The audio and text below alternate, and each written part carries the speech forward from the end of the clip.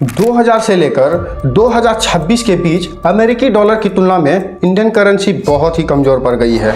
बात है सन 2000 ईस्वी की, जिस समय $1 की कीमत करीब 43 रुपये 50 पैसे थे, जो 2026 तक बढ़कर 95 रुपये तक पहुंच गई है।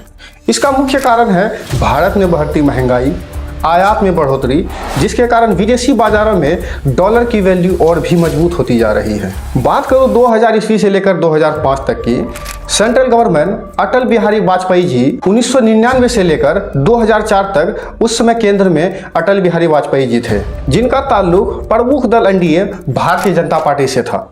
और 2004 के बाद केंद्र में मनमोहन सिंह का शासन रहा। 2000 से लेकर 2005 तक में अमेरिकी डॉलर की कीमत भारतीय रुपए में 43 रुपये से बढ़कर 44 रुपये हो गई।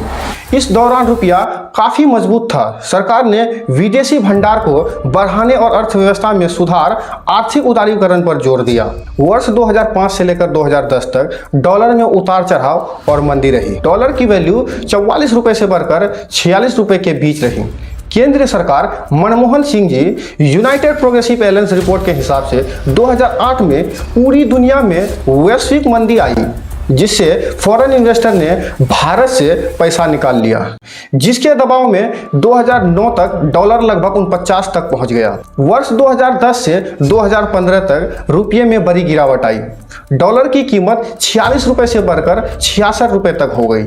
उसके बाद 2014 में सत्ता पलट हुई। केंद्र सरकार श्री नरेंद्र मोदी एनडीए रिपोर्ट के अनुसार कच्चे तेल और भारी कीमतों के महंगाई के कारण भारतीय रुपये में ऐतिहासिक गिरावट दर्ज की गई।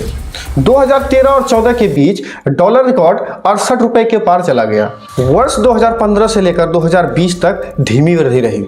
डॉलर की कीमत 66 रुपये से 75 तक हो गई। रिपोर्ट के अनुसार अमेरिकी अर्थव्यवस्था मजबूत हो रही थी। इसके अलावा 2020 की शुरुआत में कोविड-19 की महामारी के कारण ग्लोबल इकोनॉमी में उथल पुथल मची, जिसके कारण रुपया और भी कमजोर होता चला गया। वर्ष 2020 से लेकर 25 तक डॉलर की कीमत 75 से 85 रुपये तक ट्रेड किया। उसके बाद 2026 में 95 पे आकर रुकी। केंद्र सरकार की रिपोर्ट के हिसाब से हाल के वर्षों में रूस और यूक्रेन का युद्ध हुआ, जिसमें अमेरिकी द्वारा लगातार ब्याज दरें बढ़ाना और विदेशी निवेशकों की सेलिंग के कारण रुपया लगातार कमजोर होता गया। अभी 94 रुपये से लेकर 95 रुपये के दायरे में ट्रेड कर रहा है। अब सवाल है, डॉलर के मुकाबले रुपया क्यों गिरता जा रहा है? जब भारत विदेशों से सामान खरीदता है तो हमें डॉलर में भुगतान करना पड़ता है। भारत में डॉलर की मांग ज़्यादा है और आपूर्ति कम, कारण व्यापार घाटे में जा रही है। डॉलर की वैश्विक मजबूती, विदेशी निवेश का निकलना, कच्चा तेल का आयात, ब्याज दरें बढ़ना, यही सब कारण है आज भारत में इतनी महंगाई है। अगर ऐसे ही महंगाई बढ़ती रही तो भविष्य में भारत का हाल बद से बदतर होता चला जाएगा। आज भारत की इकोनॉमी 4.5 ट्रिलियन डॉलर हो गई है। इंडियन रिपोर्ट के अनुसार हमारे देश की इकोनॉमी सालाना 6 से 7% बढ़ोतरी होती है। मैं बात करूं प्राइमरी सेक्टर की, एग्रीकल्चर और उनसे जुड़े काम, इंडियन गवर्नमेंट के पॉइंट ऑफ व्यू से कृषि में हर साल 3 से 4% की बढ़ोतरी होती है। सवाल, अनाज में बढ़ोतरी के बाद भी अनाज इतनी महंगी क्यों? आज भी ऐसे किसान मौजूद हैं जिनको ना समय पर दवाइयाँ और ना ही बीज मिलती है। किसान ऊंचे दाम पर बीज और दवाइयाँ खरीदती है और फसल तैयार होने के बाद अच्छे दाम भी नहीं मिलते। मैं बात करूं हमारे देश के इंफ्रास्ट्रक्चर की, सड़कें, रेलवे, पानी, बंदरगाह, डिजिटल नेटवर्क।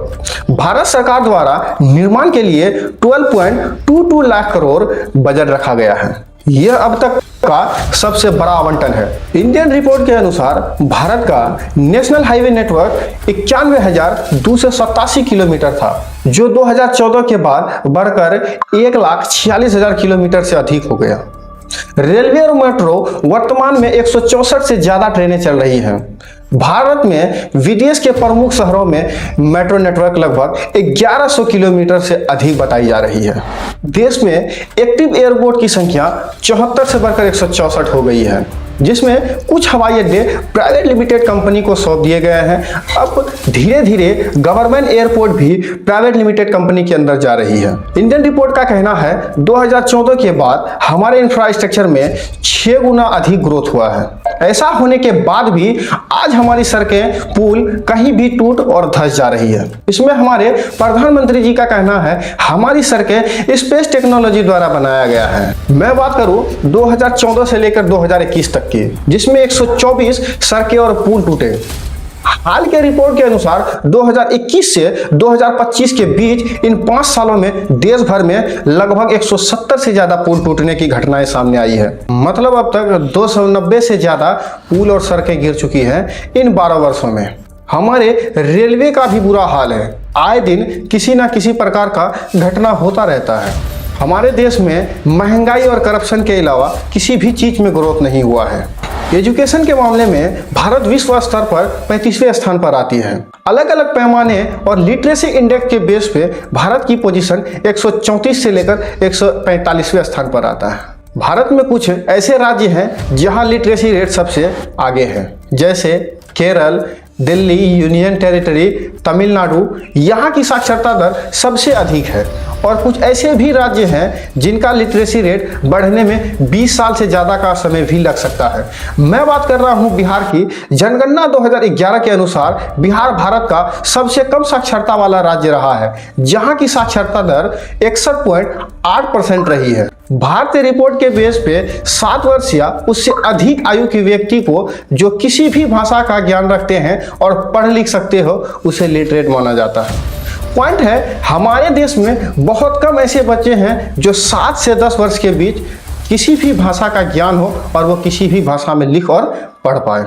कई देशों में 10 वर्ष या 10 वर्ष से अधिक के पढ़े लिखे बच्चों को लिटरेट माना जाता है। यह हमारा देश है, यहाँ पर कुछ भी संभव है। जय हिंद।